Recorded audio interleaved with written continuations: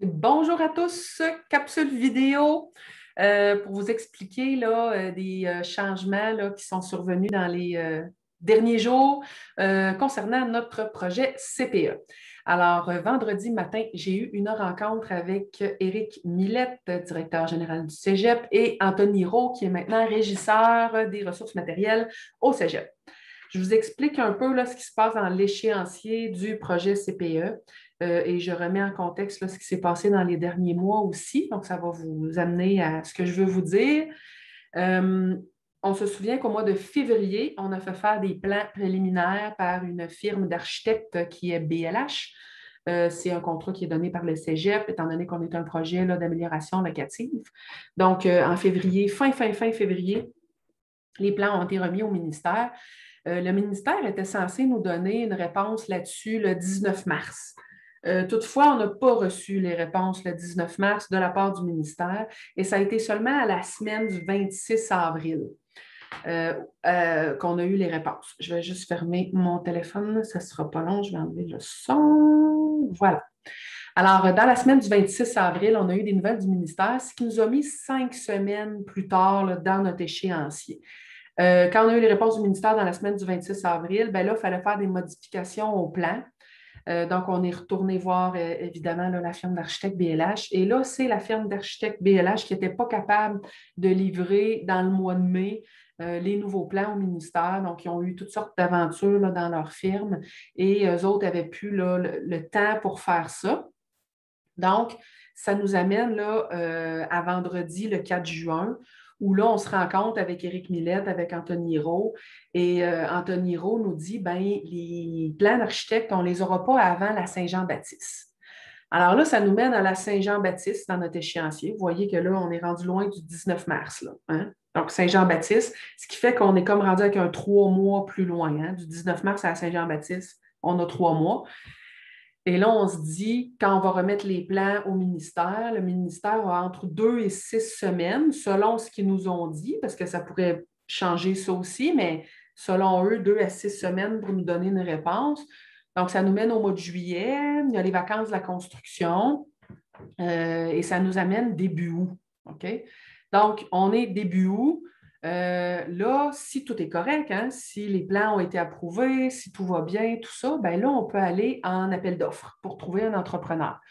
Il y a un nombre de jours minimal hein, pendant lesquels on doit faire l'affichage de l'appel d'offres pour trouver un entrepreneur. Et il faut aussi que l'entrepreneur ait les matériaux. Donc, vous savez qu'il y a une pénurie là, de matériaux présentement pour les chantiers de construction. Donc, on doit avoir les matériaux pour faire les travaux. On est rendu au mois d'août. Ça nous mène presque en septembre. Bien, pas presque, en septembre. Donc, on arrive en septembre. On pourrait faire les travaux en septembre. On a des étudiants hein, partout dans le cégep en septembre. Il y a des cours, il y a des gens qui circulent, tout ça. Alors, Anthony propose, ben, on préfère les travaux la semaine de relâche. Semaine de relâche, la semaine du 11 octobre. On préfère les travaux là parce que là, pour tout démolir, faire la phase de démolition, tout ça, ça serait parfait à la relâche. Après ça, ben, on réaménage là, pour la suite. Donc, ça nous amène en octobre. Ensuite, quand les travaux sont terminés, ben, on doit avoir la visite de l'inspecteur du ministère qui ensuite fait l'approbation des locaux puis la délivrance du permis, mais ça aussi, ça prend du temps. Et ça nous mène à la mi-novembre. Les travaux, c'est environ un mois. Donc, si on est à mi-octobre, les travaux, un mois, mi-novembre, là, il y a l'inspection, l'approbation, tout ça, on est pratiquement rendu fin novembre. Et là, ça, c'est si tout va bien. Hein? Si on n'a pas eu de pépin avec les matériaux, l'entrepreneur, les plans, tout ça, ça, c'est si tout est correct. Ça nous mène mi-novembre, fin novembre. Donc là, on se dit, ben, est-ce qu'on ne serait pas mieux à ce moment-là d'ouvrir à l'hiver? Alors là, vous me voyez arriver. C'est ça la grande nouvelle, c'est qu'on va reporter l'ouverture du CPE à l'hiver, en janvier. Et ça va être beaucoup mieux pour les travaux, pour tout ce qui est des relations avec le ministère, les documents à remettre, tout ce qu'il y a à faire encore.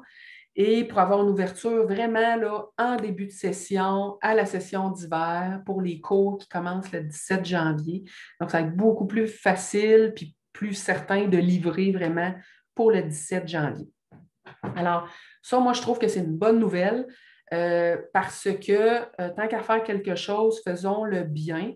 C'est dommage pour la session d'automne, mais en même temps, on est dans un projet, là, comme je disais, qui est plus grand que nous, hein. Le CPE va nous survivre. Et puis, autant le faire bien, puis y aller, là, prendre le temps, puis faire vraiment toutes les étapes qui sont requises, sans être tout le temps là, euh, à côté, comme on dit. Là. Puis, on va l'être quand même à côté à l'automne, parce que si on va arriver en janvier, vous voyez que les délais sont vraiment là, serrés. Donc, ouverture en janvier. Le Cégep va faire une lettre à l'intention des membres du CA pour dire que les locaux seront prêts en janvier, puis le Cégep pourra commencer à nous louer les locaux en janvier. Puis on va y aller comme ça pour l'ouverture du CPE. Voilà, c'était les nouvelles pour l'ouverture. Donc, pas de CPE à l'automne. Je vous fais une deuxième petite capsule pour vous expliquer autre chose.